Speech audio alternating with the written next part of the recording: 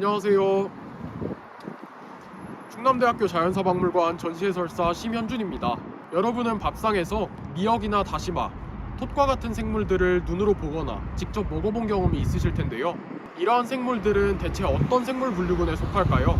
그리고 이들은 자연 속에서 어떠한 위치, 어떠한 생활사를 가지고 살아갈까요? 오늘은 이러한 해조류, 바닷속의 식물에 대해 알아보는 시간을 가져보도록 하겠습니다. 그렇다면 지금부터 저와 함께 다양한 해조류들을 만나고 자연사박물관으로 떠나보실까요?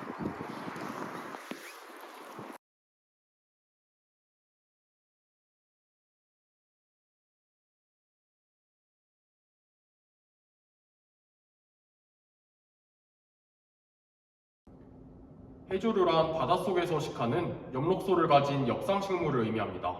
여기서 엽상이란 미역에서 관찰할 수 있는 것처럼 잎처럼 생긴 구조를 의미합니다. 이러한 해조류들이 서식하는 분포 지역은 조간대와 조하대로 나눠볼 수가 있는데요. 조간대란 밀물로 인해 물이 가장 가득 찼을 때, 즉 만조 시기의 해안선과 썰물로 인해 물이 가장 많이 빠졌을 때, 간조 때의 해안선 사이의 구간을 의미합니다. 그리고 조하대는 이러한 조간대의 하부 영역을 의미합니다. 이렇게 조간대와 조하대에 서식하는 해조류의 경우에는 이들이 가지고 있는 광합성 색소에 따라서 녹조류, 갈조류, 홍조류로 구분해 볼 수가 있는데요. 이는 이들이 광합성 시 사용하는 빛의 파장과 관련이 있습니다. 햇빛으로부터 나오는 빛은 크게 청색광과 적색광으로 나눠볼 수가 있는데요. 청색광은 비교적 깊은 수심까지 도달할 수 있지만 적색광은 비교적 얕은 수심까지밖에 도달하지 못합니다. 이러한 결과 때문에 주로 초록색빛, 즉 청색광을 이용하는 홍조류의 경우에는 수심이 깊은 곳에서도 서식을 할 수가 있지만 적색광을 주로 이용하는 녹조류의 경우에는 수심이 얕은 곳에 서식하는 것을 확인할 수가 있습니다. 앞에 전시된 표본들을 보시면 비교적 붉은색을 띠는 참 보라색 오누가 위에 있는 애기풀 가사리, 즉 붉은색을 띠는 해조류보다 비교적 깊은 수심에 서식한다는 사실을 확인하실 수가 있습니다. 앞서 말씀드렸던 것처럼 해조류는 광합성을 할 수 있는 생물입니다. 그렇다면 이들은 어떻게 스스로 영양분을 합성하는 광합성이라는 능력을 얻게 되었을까요? 정답은 바로 세균입니다. 현재 식물의 세포에서 관찰할 수 있는 엽록체는 원래 세포 바깥에 존재하던 원시 세균의 종류였습니다. 쉽게 이야기해서 세포가 세포 바깥쪽에 존재하던 광합성을 할 수 있는 세균을 먹음으로써 서로 공생하는 관계를 통해 광합성을 할 수 있는 능력을 얻게 되었다고 생각하시면 될 것 같습니다. 이러한 결과 때문에 지금의 진핵생물에서는 엽록체와 같은 구조가 관찰됩니다. 그렇다면 지금부터는 앞에 전시된 표본 몇 가지를 소개해 드리도록 하겠습니다. 가장 먼저 제일 아래쪽에 보이는 24번 청각의 경우에는 영어로 시스테곤이라고 해서 한국어로 해석을 하면 바다에 사는 사슴뿔이라고 생각을 하시면 될 것 같습니다. 그 이유는 이들의 형태가 사슴의 뿔과 비슷하기 때문인데요. 이들의 길이는 10에서 30cm 정도이고 가지는 사슴뿔처럼 뻗어나갑니다. 그리고 전체적으로는 부채꼴의 형태를 가지고 있는 것이 특징입니다. 현미경을 통해 관찰하면 가지 사이에 무색 투명한 실과 같은 구조가 불규칙적으로 얽혀있는 것을 확인하실 수가 있습니다.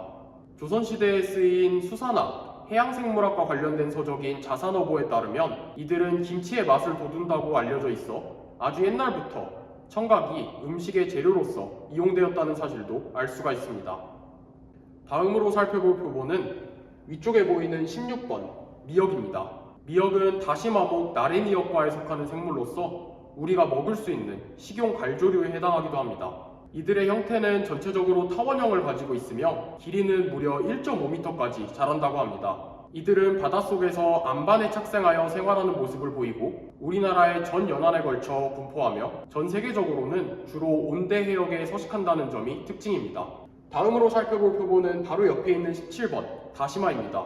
다시마도 앞서 소개해드린 미역과 마찬가지로 다시마목에 속하는 생물인데요. 이들은 미역과 달리 다시마목 다시마과에 해당하는 분류학적 위치를 가지고 있습니다.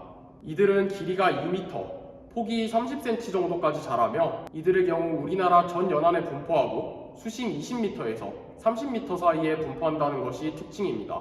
마지막으로 이들의 어린 엽상체에서는 세로로 배열된 돌기 구조가 관찰되는데요. 이들이 성장함에 따라 이러한 돌기 구조는 사라지게 되고 매끄러운 표면을 가지게 되는 것이 특징입니다.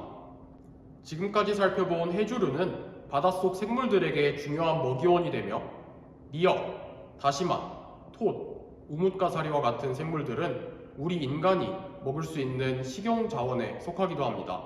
이외에도 이러한 해조류들은 유용한 의약품이나 화장품의 재료로 이용되기도 하고, 이들은 물속에 있는 이산화탄소를 이용해서 광합성을 함으로써 산소를 만들어내는 역할을 합니다. 이처럼 해조류는 지구 환경에 있어서도 매우 중요한 역할을 가지고 있다고 생각해 볼 수 있습니다. 오늘은 다양한 해조류에 대해 알아보는 시간을 가졌습니다.